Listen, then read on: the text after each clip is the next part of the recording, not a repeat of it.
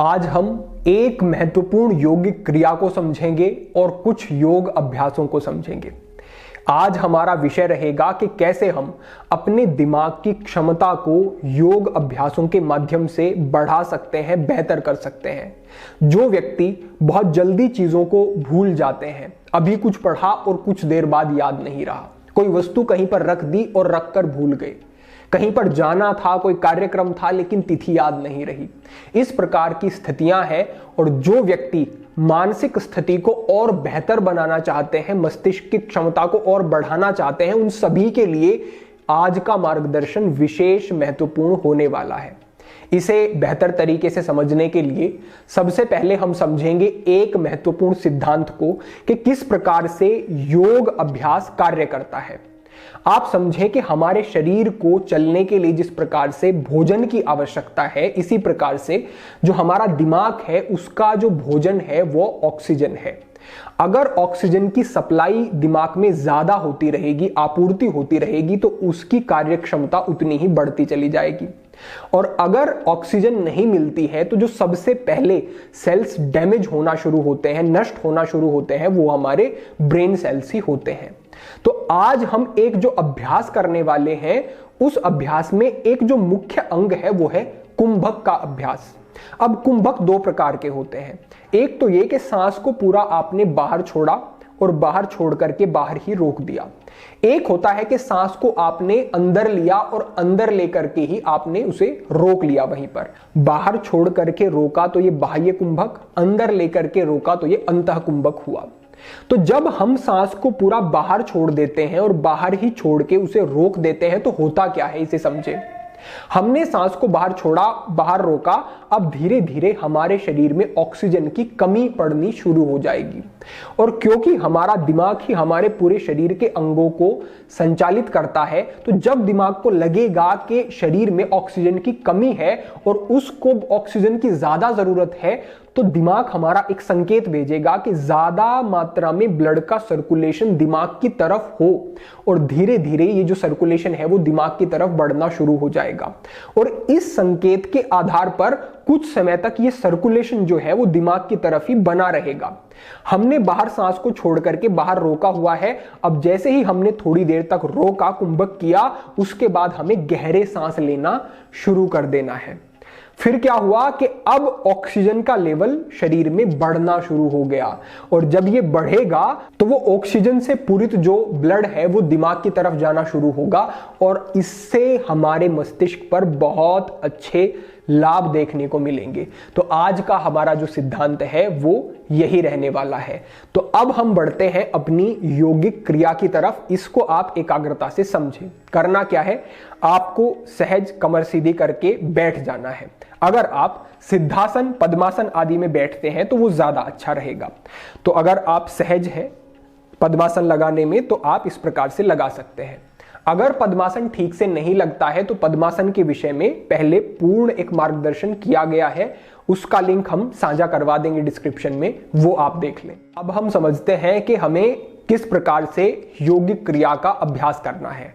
जैसे कि हमने सबसे पहले आपको कुंभक के बारे में बताया, तो चाहे बाहर सांस को छोड़ करके बाहर रोकें या अंदर सांस को लेकर के अंदर रोकें, दोनों ही ठीक है। इस क्रिया में हम सांस को पहले अंदर लेंगे और अंदर रोकेंगे। किस प्रकार से करना है, आपको कमर सीधी करके बैठ जाना है और पहले गहरे सांस लेने हैं।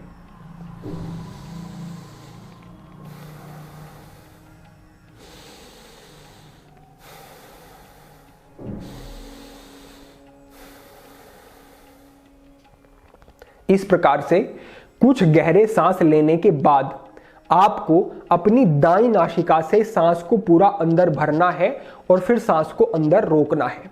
दाईं नासिका से ही सांस को अंदर लेने का कारण यह है कि यह हमारा सूर्य स्वर है और यह हमारे दिमाग की कार्यक्षमता को बढ़ाता है, उसको ठीक प्रकार से ऊर्जित करता है।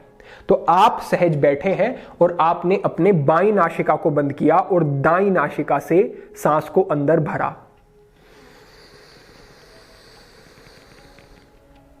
सांस अंदर भरने के बाद अंदर ही रोका और दोनों नासिकाओं को बंद किया। जितनी देर तक आप रुक सकते हैं उतनी देर तक आपको दोनों नासिकाओं को बंद करके सांस को अंदर ही रोकना है। जब असहज लगने लगे तो आपको अपनी बाईं नासिका से सांस को धीरे धीरे पूरा बाहर छोड़ देना है।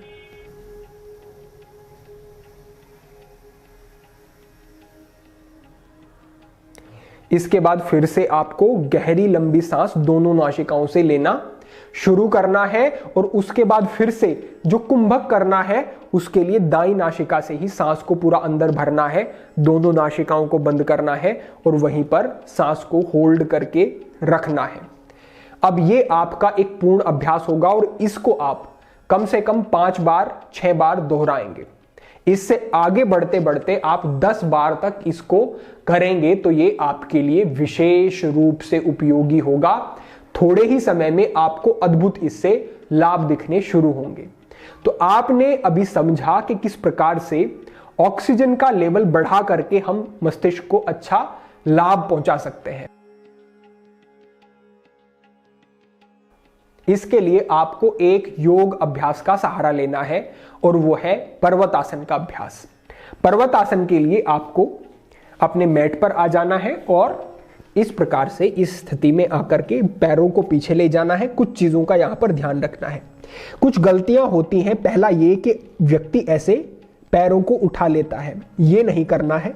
एक अंतर बना करके थोड़ा सा और उनको थोड़ा सा पीछे की तरफ ले जाना है। अब जैसे ही आप एड़ियों को पीछे की तरफ ले जाएंगे तो आप देखेंगे कि पूरा आपके पैरों के पीछे की तरफ आपको एक खिंचाव अनुभव होगा और यहां पर आपके नी बेंड नहीं होने चाहिए। बिल्कुल इनको पीछे ले जाके लॉक कर ले और देखें, चेक करें कि आपकी जो एड़ियां हैं क्या वो आपके मैट से स्पर्श हो रही हैं, और अगर नहीं हो रही हैं तो इसको करेक्ट करना है और इसको ठीक से करना है अभ्यास को। तो इस तरीके से यहां पर हम आ जाते हैं। अब यहां पर ध्यान रखना है कि कई व्यक्ति इस तरीके से गर्दन को बाहर रखते हैं दोनों हाथों से और कंधों को आगे की तरफ यहां पर इस स्थिति में रहते हैं, लेकिन ये पूरी तरह से गलत है। कोशिश करनी है कि इस तरीके से आकर के आपका जो सर है वो दोनों हाथों के बीच में आपके रहे और वो मैट के नजदीक चला जाए। ऐसा एक अभ्यास आपको करना है।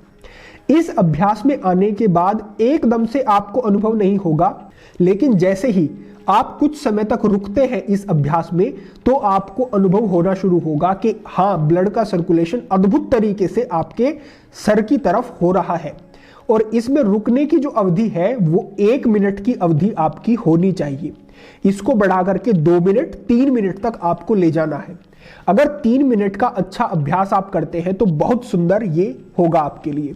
तो इस स्थिति में कुछ समय तक रुकने के बाद आपको इस तरीके से घुटनों को मोड़ना है और ऐसे मैट के ऊपर रखना है। इसको कहते हैं नमन प्रणाम आसन। पैरों को बाहर की तरफ खोल दे और अपने हाथों को ले जा करके इस तरह से अपने पैरों को अपने हाथों से पकड़ लेना है और कमर को ऐसे फोल्ड करते हुए इस स्थिति में आकर के यहीं पर आपको रुक जाना है।